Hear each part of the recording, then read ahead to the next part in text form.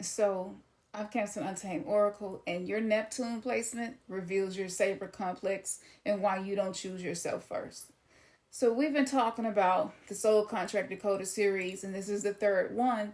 And I'm going to give you an in-depth explanation of why, figuring out why my Neptune in Sagittarius was the reason that I have always tried to save people from themselves.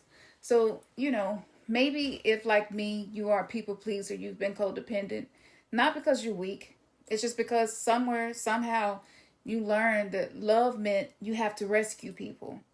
That if you gave enough, if you just healed enough, if you forgave enough, maybe they will finally become safe. Your parents, the people that raised you. But spoiler alert, it don't work like that. And you're probably still waiting. That's your Neptune. It's not the planet of only dreams and spirituality, like a lot of people say. That's the pretty version. It's cute. But the truth is, Neptune is actually where you lose yourself, where you dissolve into a fantasy, where you confuse a rescue mission with a relationship. I spent years believing that if I just loved him harder, he'd finally see my worth. If I just held more space, he'd finally hold space for me. If I just healed enough, he'd finally want to heal too. That was my Neptune. And my Neptune is in Sagittarius. So, I was confused. It wasn't love. I was actually spiritualizing a trauma bond and calling it devotion. My body knew the truth though. The exhaustion that I felt, the pelvic pain that I was having, the cramps, the way my nervous system would crash out every time he disappointed me again and again and again. But my Neptune kept whispering to me, just a little more. He's almost there. You're the only one who can save him. You're the only one who can love him. He'll change. And that whisper almost killed me. And if you have been the therapist, if you have been the healer, thinking that you could fix him, I'm Mrs. Fixer-Upper, you know exactly what I'm talking about. You're not the cleanup woman. Today we're going to go through every Neptune sign. And this is going to be more in depth, not just surfacey, not the myth, but the shadow and the practice so that you can embrace who you are becoming. So let's find yours. If you don't already know, that's fine. The link is in the description. Get the ebook, or you can get the PDF and I will decode it for you and send it to you. But we're going to get into the mythological root. So Aries is the warrior. It's the first sign. It's the pioneer. So Neptune here actually dissolves boundaries between yourself and the battlefield. So you don't fight to become the fight, right? Your body may even often be in fight or flight. You believe that love is something that you have to conquer, like war, you know, and you probably fall for the type of man people warn you about. And you're convinced that he'll be different. You see the potential. This could be the addict, the emotionally unavailable one, the one with the tragic backstory that just makes your heart bleed. Your warrior heart is bleeding on the battlefield that he never even asked you to fight in the first place. He didn't want a savior. He needed a witness, but he probably tried to get you to be a caretaker. So here's an example of Neptune and Aries. Let's just say Neptune and Aries in the fifth house, okay? You kept falling for musicians, rappers, the beautiful ones, but they're broken, literally broke. They can't pay bills. They cannot manage their careers. You end up absorbing their pain, their mood swings. And it wasn't because you wasn't enough. It was because you just wasn't the partner who was meant to be a rescue team. Rescue teams don't get to stay. They get thanked and they get dismissed. You don't build a relationship with these types of people. Here's the body connection. Neptune in Aries shows up as chronic headaches, the pressure of carrying everybody's battles. It shows up as jaw tension, the unspoken rage, right? Being a hero again and again, adrenal fatigue. This is the fight or flight mode. Old injuries show up, even injuries regarding your head. Now, in the first house, you really don't know who you are without someone to save, because your identity is fused with these rescue missions you call relationships or friendships, partnerships. In the fifth house, you're the one that try to save people through romance, right? You turn prospects into projects. In the ninth house, you probably try to save people through your philosophies, your spirituality. You become the guru to them, and you forget how to save your own self. Now, one of the practices from the ebook, Sis Unfuck Your Savior Complex, is called the disarmament. Okay? So every time you feel the urge to rescue, to fix, to save, to insert yourself into somebody else's battle, pause. Put your hand on your sternum and breathe and say, I am not their hero. I am my own. They have their own war to fight, and I have mine. Do this until the urge passes to save them. It's going to feel like you're going through withdrawal, and that's how you know that it's working. The identity shift that occurs is the woman who lets people fight their own battles is who you become. The woman who knows that her courage is for her own life and not for saving other people. Who doesn't need to be the hero to deserve love. Now, if you have Neptune in Taurus, the mythological root of this, Taurus is earth energy, right? So it's the body, it's the stable ground. And Neptune here dissolves the ground literally beneath your feet. So you're always reaching for something solid. You're looking for something stable, but you often end up feeling like you're in quicksand. The shadow of what nobody says is that you believe if you just hold on long enough, if you just stay steady enough, he'll finally value you. And you're confusing perseverance with self-annihilation. The mountain, it ain't moving. You're actually eroding from the inside out. You stay in relationships that are dead because leaving, it feels like death. You hold on to money, possessions, people, as if your survival depends on it. This is subconscious. And in a way it did at one point in time in your life, but not anymore. Now here's an example of this. Let's say there's a woman with Neptune and Taurus and it's in the 7th house. And she stayed married for 22 years to a man who hadn't touched her in a decade. She told me, but I made vows and I don't break my vows. Her Neptune was holding on to the idea of stability, the house, the marriage, the ring, the shared history. But her body was wasting away. She was really sick. She developed fibromyalgia. Her hands were always numb and cold. Her body was screaming, let this go. So the body connection to Neptune and Taurus, it often shows up as throat and thyroid issues. Taurus rules the throat, so this is the unspoken truths. Weight that won't move. The body is holding on because you are in a state of fight or flight. Chronic pain in your shoulders and neck, metabolic disorders. That's your body refuses to process things that need to leave. Now, depending on which house it's in, they're going to be different layers. So if it's in the 2nd house, this is related to like money, possessions, your self-worth, as if letting go of anything means losing everything. And it might be how it feels. If it's in the 6th house, you hold on to routines and health regimens and jobs that are killing you because change feels too much like chaos. If it's in the 10th house, you hold on to careers, reputation, a public identity, who you want people to perceive you as, even when these things no longer suit you. One of the practices from the book is the root release. So every day, move one thing in your environment. This could be a chair. It could be a candle, a picture. Just allow your nervous system to experience that small change, and you don't have to collapse because of it. Then once a week, let go of something you've been holding. It could be a piece of clothes, something that you never wear anyway. It could be a relationship or friendship that you've been maintaining out of obligation. It could be a belief that no longer serves you. Feel your body survive the release. That is the beginning of your freedom. The identity shift happens when this woman begins to know that leaving is not a failure, that stability is not staying in something that's killing you, and that her ground is within her, not in what she holds on to. Now, if you have Neptune and Gemini, the mythological root of Neptune and Gemini, so Gemini, of course, is the twins. Most of us know this by now. So that's communication, that's duality. So Neptune here dissolves the lines between truth and a story you keep telling yourself. And you end up becoming the story you're telling yourself and not seeing the truth. This is what nobody talks about, though.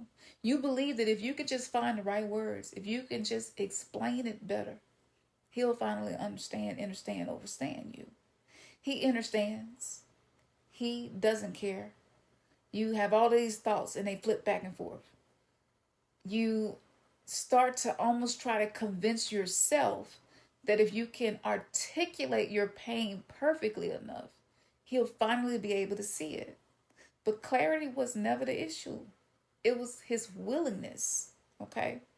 So here's a real life example. I had a client with Neptune and Gemini in the third house, and she had written her husband letters, a lot of them. And each one of the letters, the explanation was really, really vulnerable. I mean, it was perfectly worded, right? He never finished reading any of them. She thought the problem was her words, but it wasn't. The problem was he did not want to receive what she had to say. And her Neptune kept her trapped in the fantasy that this letter will be the one. So she kept writing them. Now, this is what happens to the body when you have Neptune and Gemini. It shows up as lung issues, asthma. Gemini rules the lungs. You may feel that you can't speak your truth or you're short of breath. Carpal tunnel syndrome, strains, over-explaining, over-texting, anxiety disorders. The mind just gets in overdrive. You try and try and try.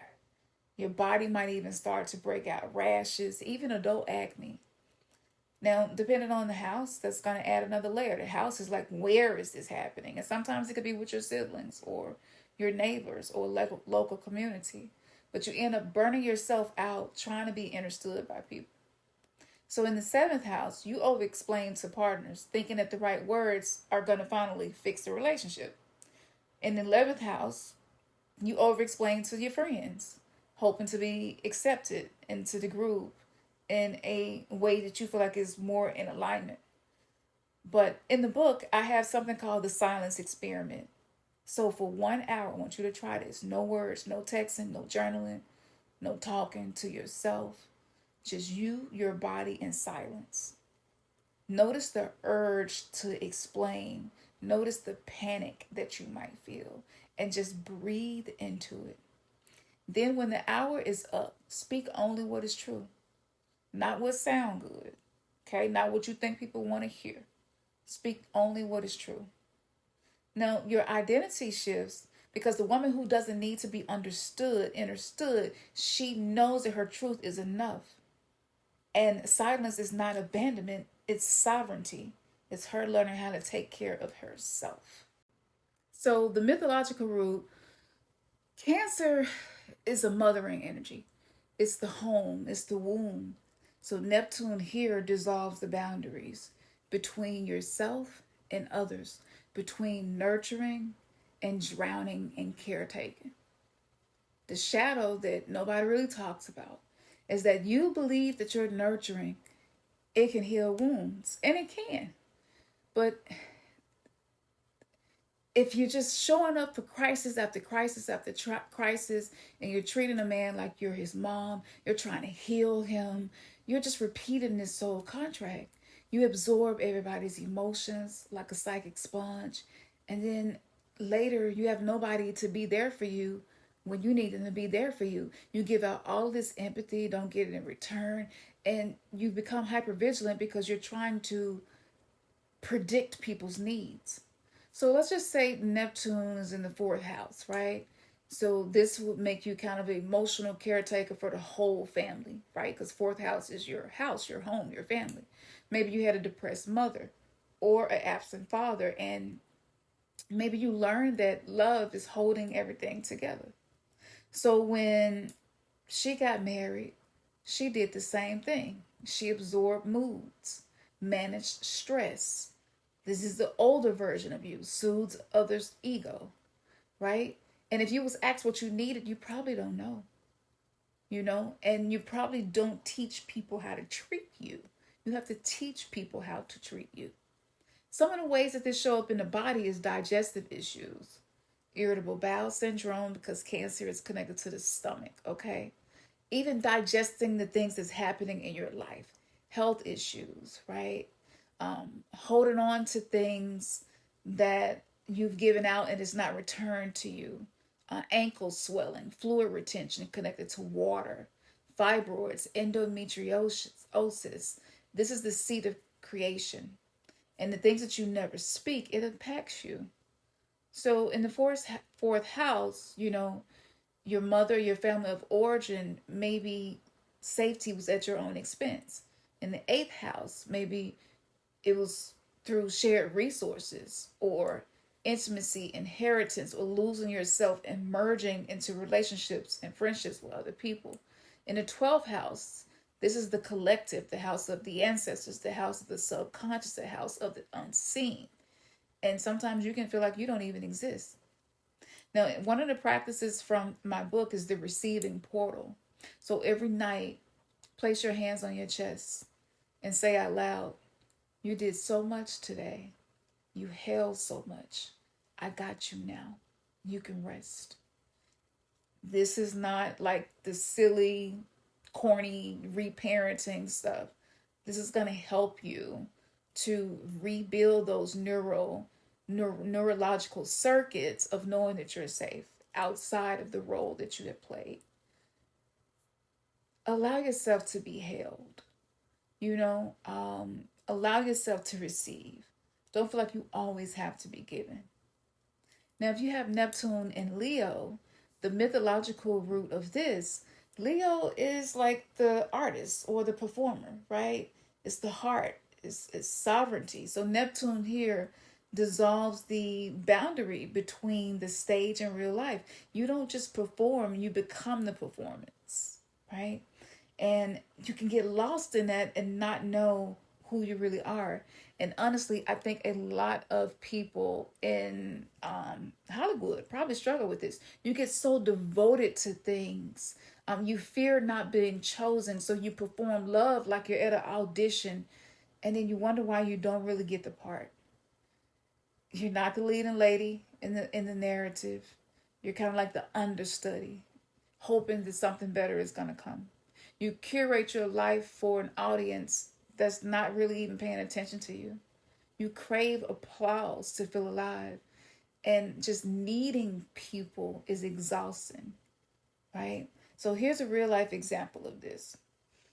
A client with Neptune and Leo in the 5th house have built this entire persona around being the cool chick, the cool girl, the one who never complained. She was easy, down for anything, ride or die, laughed at jokes even when it wasn't that funny.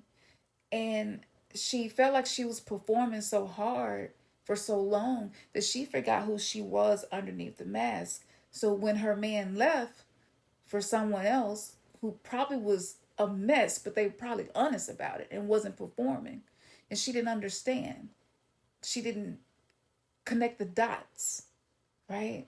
So Neptune and Leo can show up often in the physical body as issues with the heart because Leo rules the heart. This is the organ of love, right? And so sometimes it could be back pain, adrenal fatigue, that feeling of being wired but tired, hair thinning and falling out, nail issues, skin issues. And depending on the house, so if it's like the 1st house, your whole identity becomes a performance. You're always turned on, even when you're tired. In the 5th house, you perform love through creativity and romance. You turn everything into a movie where you hope that would happen, but it usually don't. If it's the 9th house, it's more like wisdom and spirituality and teaching and becoming a guru who really don't have a life of their own privately. So from my book, there's a practice called the unseen offering. So every day you can do one thing that nobody else see. It could be you dancing in the kitchen, dancing naked. It could be a moment of beauty that you create for yourself. Just get dressed up just to feel beautiful. Let your nervous system learn that you are real even when nobody else is witnessing you. The identity shift that happens is the woman who doesn't need to be chosen to know that she's worthy begins to be birthed. The woman who doesn't need to perform for an audience, she do things because it's for herself. Now, if you have Neptune in Virgo, the mythological root of this, Virgo is the healer, also like the high priestess, the analyst, the one who notices the things that are out of place and quietly fixes it. So Neptune here dissolves the boundary between healing and self-destruction. The shadow of what people usually do not talk about is that you believe that if you can just perfect yourself, if you can just become the ideal partner, somebody will finally love you the way that you deserve to be loved. But most of the time, it don't work out like that.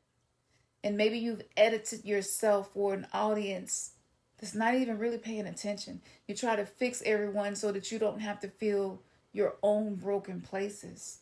And you end up earning love through labor because you've never learned that you're worthy without productivity. You probably feel real bad when you're not being productive. So a real life example, a woman with Neptune and Virgo in the 6th house had been trying to fix her marriage for about 15 years. She read every book. She tried every therapist, implemented every communication technique that she could get her hands on. Her husband wasn't trying as hard. He was fine with the dysfunction. But she just kept on believing that if she just got better at loving him, he would finally love her back. And she was the only one really existing in the relationship, really doing the work. And her Neptune kept telling her, just a little more. You're almost there. He's almost healed. He wasn't. He was just comfortable watching her try so hard. Made him feel like he didn't have to. Now the body connection to this. So Neptune and Virgo can show up as digestive disorders, Crohn's disease, irritable bowel syndrome, because Virgo roots the gut. So this is like not being able to digest the things that are happening to you. Chronic fatigue from constant fixing, autoimmune conditions, the body attacking itself because you've been attacking your own boundaries and overgiving, overfixing. So the nervous system can also be dysregulated because Virgo rules the nervous system. So here's the house layer of this. If it's in the 1st house, you fix yourself constantly because you really don't feel like you're good enough. If it's in the 6th house, you fix your daily routines, health. You can become a workaholic. You can even become somebody who's like a hypochondriac. And in the 10th house, the focus is career and your reputation and always achieving something. Going back to school for this, going back to school for that. And it's exhausting. And one of the things from the book is the useless hour. It's one of my most favorite things to do. Take 60 minutes and do nothing productive. No chores, no emails, no planning, no working, no optimizing, no fixing. Just exist. And feel how comfortable that is.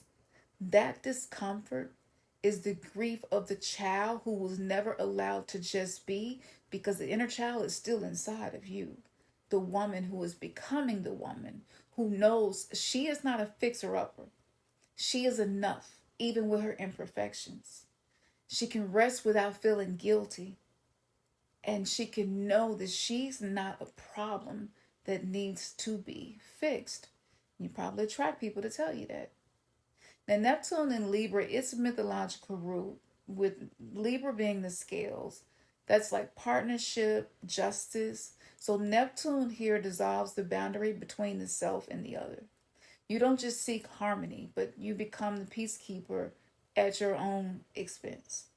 The shadow side of this that is rarely talked about, because I really did a deep dive. I was like, what's going on with astrology when it comes to this codependency stuff?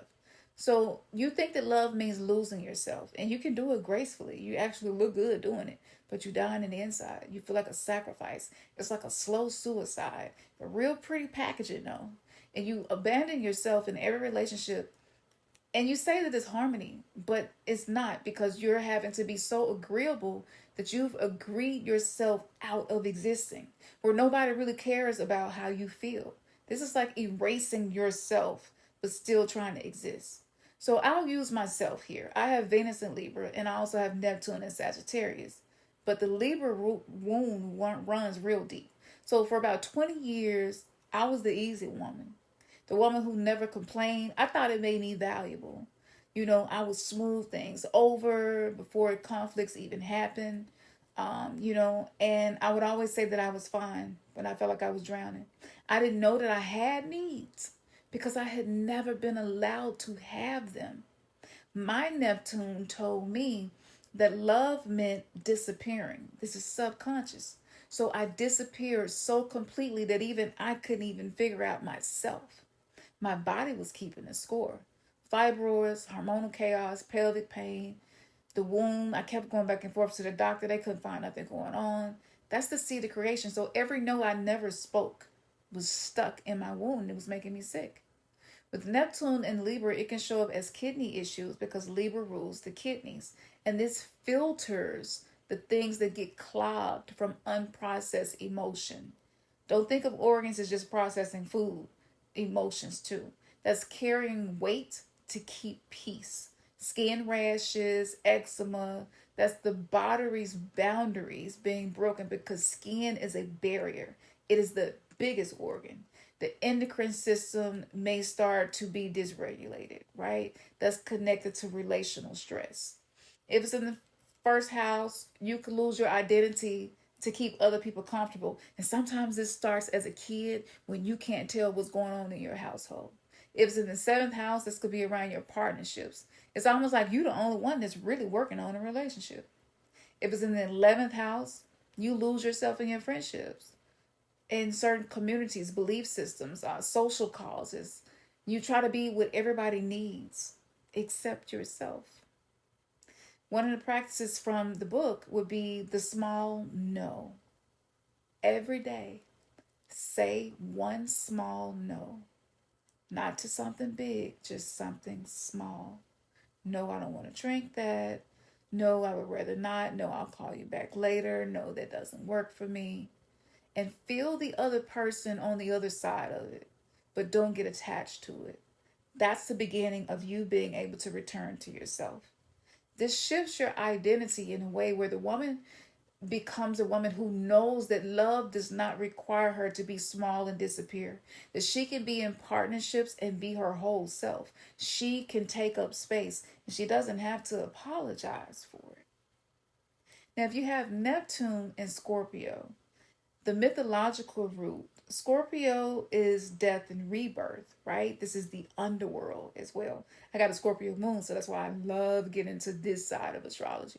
So Neptune here dissolves the boundary between your depth and drowning, right? You probably can't tell the difference between the two. This is what nobody really talks about. You believe that intensity means intimacy. So you mistake a man's chaos for passion, his unavailability for depth, right? Maybe he's deep in thought, right? And love becomes a trauma bond. It's just dressed up all beautiful.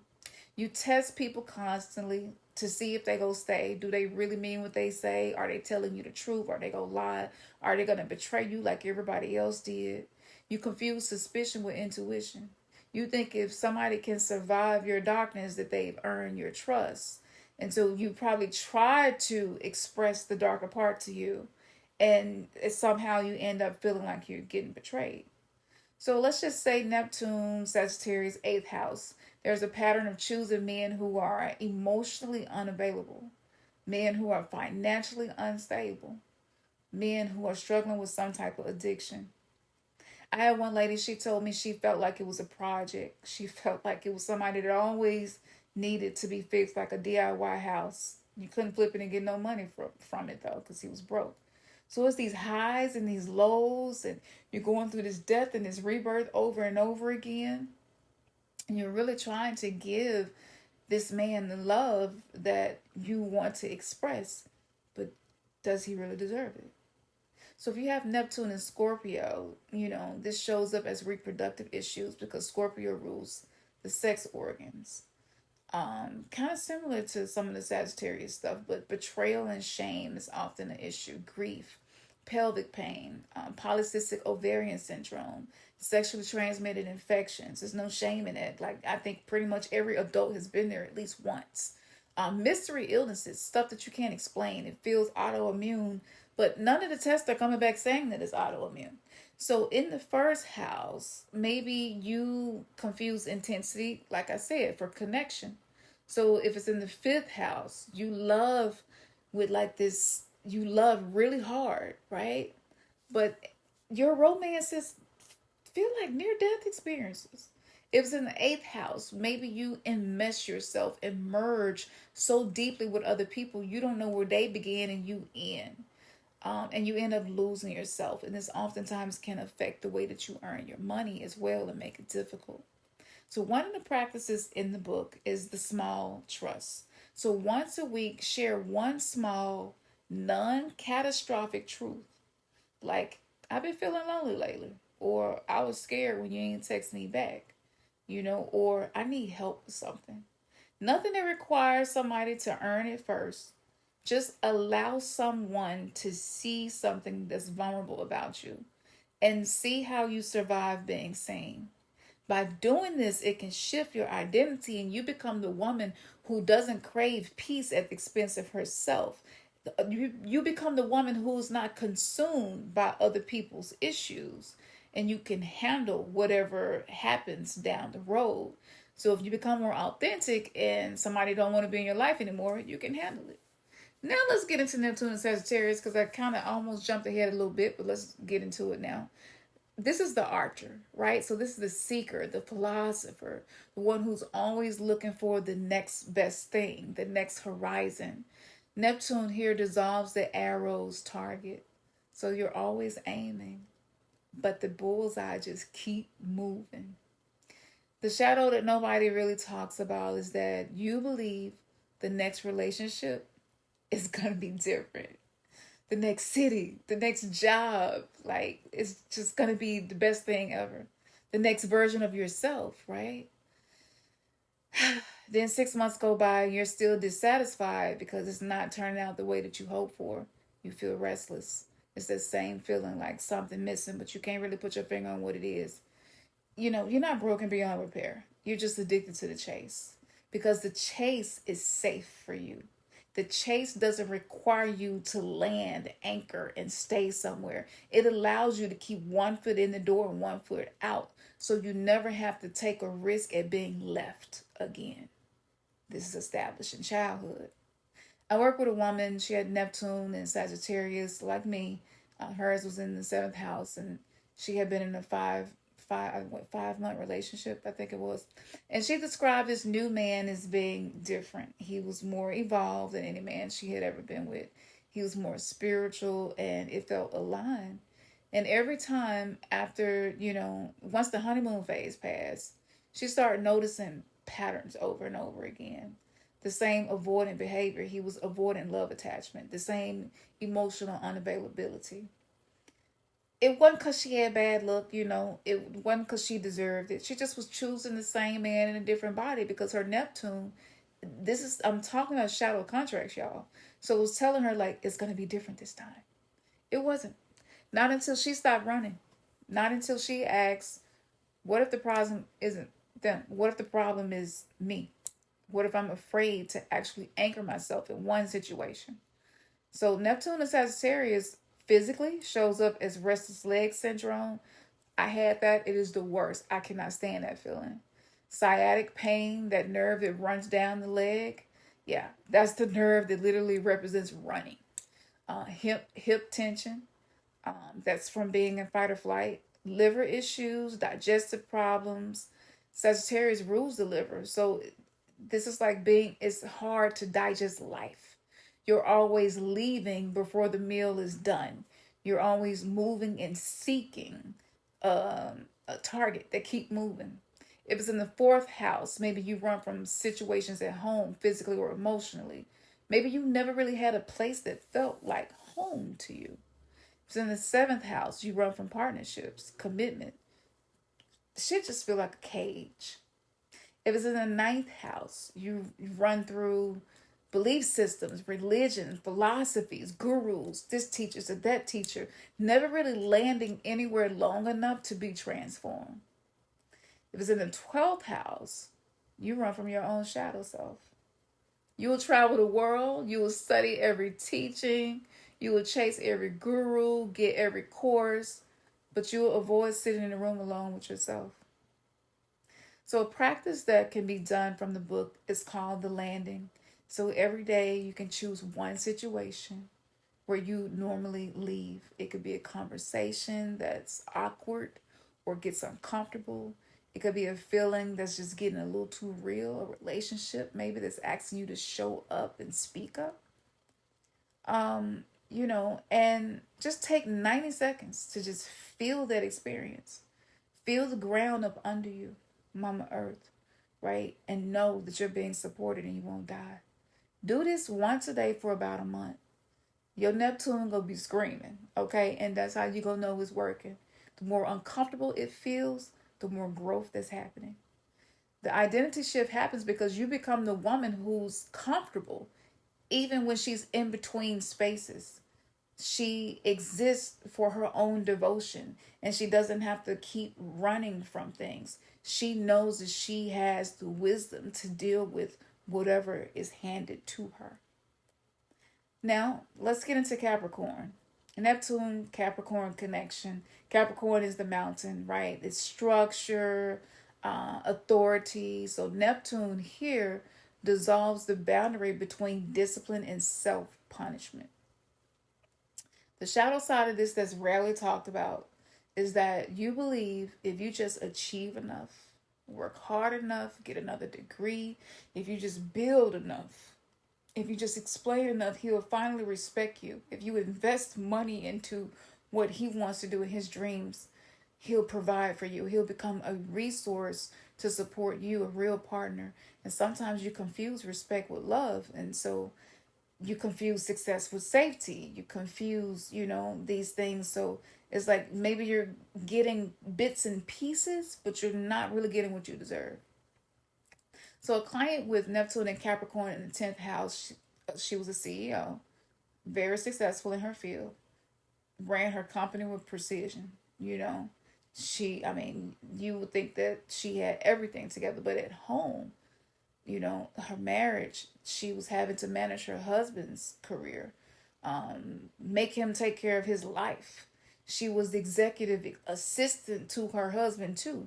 So when she finally started noticing these patterns and asking for help, he didn't know how to help her because she had been performing, I got this, I can handle it, for so long that she forgot that she was allowed to not have shit all together all the time.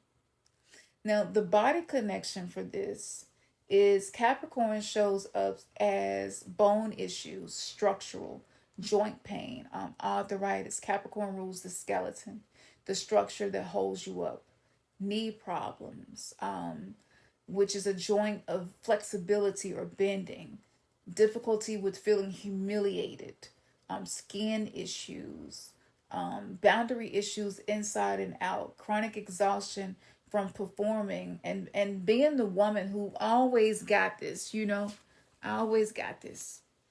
So if it's in the first house, this is like your authority, who you show yourself to be, the one that's responsible, but you don't allow yourself to rest. If it's in the fourth house, carrying weight of the family's legacy, feeling like you got to be a certain way all the time. If it's in the 10th house, career, right? So you've achieved your way, but a lot of isolation, and you really don't feel fulfilled. So in my book, I have an exercise called the compliment receiver. I know these things are really simple, but y'all, they work.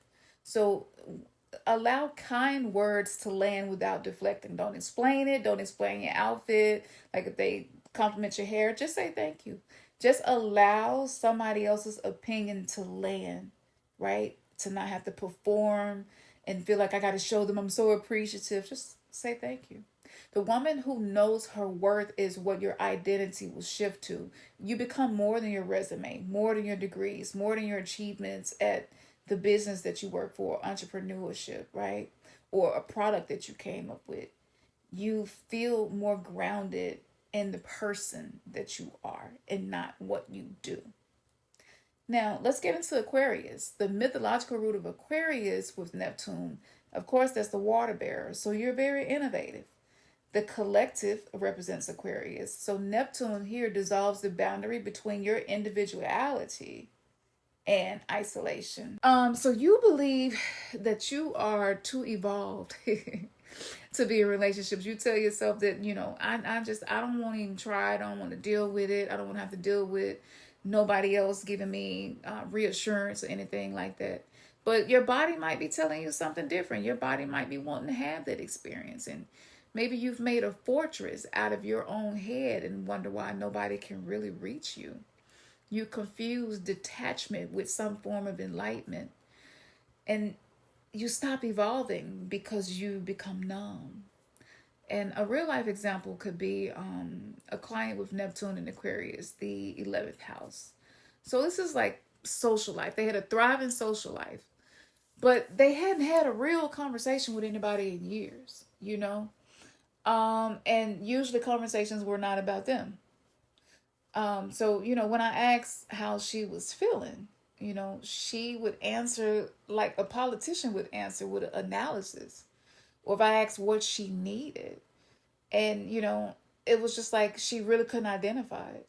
She was hiding from herself in plain sight, and her body was exhausted from the performance of being the person who is detached and above it all. I don't need a relationship. You don't need, but you can. It's an honor. It's one of the highest forms of alchemy, and it's okay to not need it, but it's okay to be in one. Aquarius rules blood circulation, so this could be circulation issues, ankle problems as well. So the joint of flexibility, being able to go with the flow. It could be nervous system disorders because Aquarius rules the electrical system of the body. Now, unexplained illnesses, you might go to the doctor and they can't figure out what's going on with you. So if you have this in the first house, you perform, in ways where it shows your uniqueness. You like to be the weirdo, right? The outsider. And that becomes your whole identity, trying to stand out. If it's in the 7th house, you might attract a partner who is unavailable or unconventional, maybe even stoic or emotionally distant. And you think they're safe, but they're really numbed out. If it's in the 11th house, maybe it's wrapped around groups, you don't really want to be a singular person. You prefer to identify yourself with certain groups. And, this can even be people sometimes that get stuck in certain religions as well, even when they feel like they have outgrown it. So try the exercise of not having to over-explain things. Being able to identify how you feel to yourself is the focus. I feel scared. I feel lonely. I do want to be in a relationship. And just see how it lands in your body without judging it. Allow yourself to be a human for once. The identity shift occurs because you start to become the woman who admits that she has needs. The one who doesn't see that as a weakness. The one who can feel without having to drown in those feelings. The one who can stop pretending that she is enlightened and above everything. It's okay. Neptune in Pisces. The mythological root of Neptune in Pisces, it's the fish, of course. So this is like the mystic, right? The one who can dissolve into the ocean of beingness of everything. Neptune here is the home where maybe you felt there was a danger there. And because of that, you felt like you had to disappear to survive. The shadow that's not usually talked about is that you believe unconditional love means accepting things that are really unacceptable. Maybe you've made a religion out of being walked on and you praise yourself for it, or other people praise you for it, right? You give yourself so much to other people because you don't notice the boundary. You don't notice the edge. You can't sense where the end begins. So you kind of dissolve into other people's lives, other people's problems, and it's hard for you to find yourself. So a real life example could be a client with Neptune and Pisces in the 12th house. And maybe you've been in back-to-back relationships because that's what had happened for her. Had been about, 14 years. She ended up single for a while without a partner. And she realized that each relationship was worse than the last one. Each relationship continued to get more and more abusive and draining. She felt like her soul was being erased. And, she would be like, I love him, I can't leave. That would be abandoning him. He would make her feel like that's what that was. But that wasn't loving him. That was her abandoning herself. And she had been doing it for so long that she didn't know that there was another option that was available to her. Now, the body connection of this with Neptune and Pisces, this can show up as issues with your feet. Because Pisces rules the feet, the foundation, right? This is our connection to Mama Earth. Also, lymphatic congestion. This is the body sewage system. So it gets backed up with unprocessed emotion. It could be connected to addiction, even food addiction, substance uses. You just kind of want to erase the feeling. Sleep disorders, disassociation, just not being in your body and living in your head because just certain things feel unbearable emotionally for you. If it's in the first house, maybe you don't have an identity apart from what other people expect and project onto you. If it was in the fourth house, maybe you dissolved into your family of origin. You've been carrying their emotions since childhood, but nobody gives you credit for it. If it's in the seventh house, you dissolve into partnership. You're not in a relationship. You are the relationship. If it's in the 12th house, you dissolve into the collective, right? So maybe you are real deep into ancestor honoring. You love to focus on the unseen, right? So one of the practices from the book is the edge finder, where like every day you find one edge. Like this is that spot where a boundary is needed. One moment where you say, okay, this is me, this is my stuff, and this is something else. Just feel the difference between your feelings and somebody else's feelings, especially if somebody bring a problem to you and you know that you didn't do anything wrong. And just learn to feel that without judgment and know that you can exist and you can take up space and you can have boundaries and the right people will respect it. Your identity shifts when you start to figure out where that thin line is. And with these boundaries, you realize it's not cruelty. It's the only way that love is going to be sustainable. Now, the cost of having your Neptune, and not knowing these things, what nobody really talks about Neptune is that the wound is not just in your relationships, but it manifests inside of your body. So if Neptune is in the first house, it could be chronic fatigue from performing an identity that's not really yours. If it's in the fourth house, you might have a lot of gut issues, from swallowing things that your family fed you about you that's probably not even true. If it's in the sixth house, autoimmune diseases are common, where your body is literally attacking itself. Neptune in the seventh house could be like hormonal issues, just chaos in your body from holding relationship stress inside of your womb. If it's in your eighth house, it usually affects your reproductive system, right? And boundaries that need to be set. If it's in your 10th house, this could be like back pain. The worry so much where you carry weight and other people's expectations. If it's the 12th house, this could be sleep disorders, addiction, disassociation, more comfortable leaving your body than being inside of your body because some things just not bearable for you. And maybe you go to the doctor and you try to figure out what's going on, but a lot of times it's these shadow contracts astrologically that exist that need to be revealed to us because you're supposed to save yourself. You're not supposed to save anybody else. So when I first started studying codependency, fawning, people pleasing, I wondered, how do I stop? Because trying harder is clearly not working. And when I started to pay attention to my natal chart and learn how to decode the 8 points that I've talked about throughout this series, I was finally able to see my Akashic record, what I agreed to before I came here that I forgot about. And nobody had ever told me that my savior complex could be explained by my Neptune placement. So if you're ready to go deeper and these things resonated with you and you want to explore this, I have practices, I have rituals, I have shadow work prompts, I have conversation prompts. All of this is in Unfck Your Savior Complex, also in the male version of the book, okay, How to Become a Safe Man to Unfuck Your Relationship.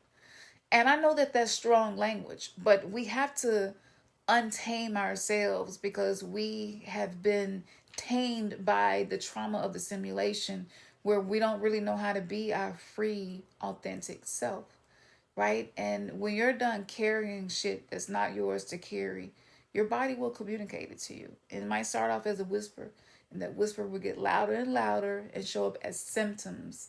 And this is the language of the body. Your physical body is an oracle. So to become whole, to become sovereign, aka untamed, right? You must know these things about yourself so that love is not some form of slave labor, okay? And you can stop chasing and allow these things to come to you as you heal and become the woman that you are meant to be. And if you happen to be watching this and you're a man and it resonated, I wrote a book for y'all too, okay? So you can get this work. And let me just say this. As an oracle, I have access to Akashic records. So when I started paying attention to my astrology and seeing how it played out, and I was like, this is a fucking script. Like, nobody told me this. I read all the books, Healing Codependency, Codependency No More, even worked. I've got a book in the works. All of these books that I'm writing now are leading up to something else. So like, get involved at the foundation of this. And if you want to get the book, the link is going to be in the description, and I'm going to give you the decoder. You have some blank spaces where you can fill it in.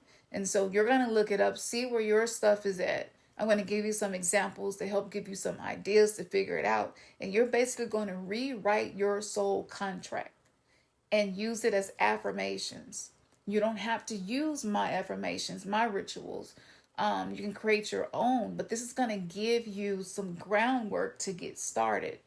And I don't ever want anybody to feel like their idea of something isn't important. I want you to explore these things and then be able to create something for yourself. So yes, I am really grateful to have shared this with y'all. Did I say something that stuck out to you? Like, let me know in the comments. I read all of my comments, pretty much respond to all my comments as well. And for those of you who want to perform the somatic exorcism and get access to the things I can't post publicly, that's in the members only videos. And I got some really juicy stuff coming up. And just to give you a tidbit, I'm going to be talking about my pleasure practice that I use to heal my trauma. And it is so powerful. And I have found it to be one of the fastest ways to get a lot of the stuff that's stuck in my nervous system out. All right, y'all. See you in the next video.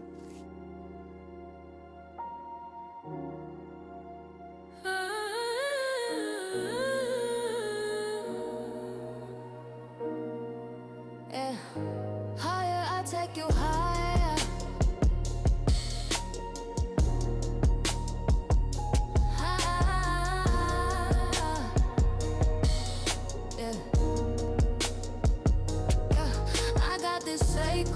That sacred fire, we break the matrix.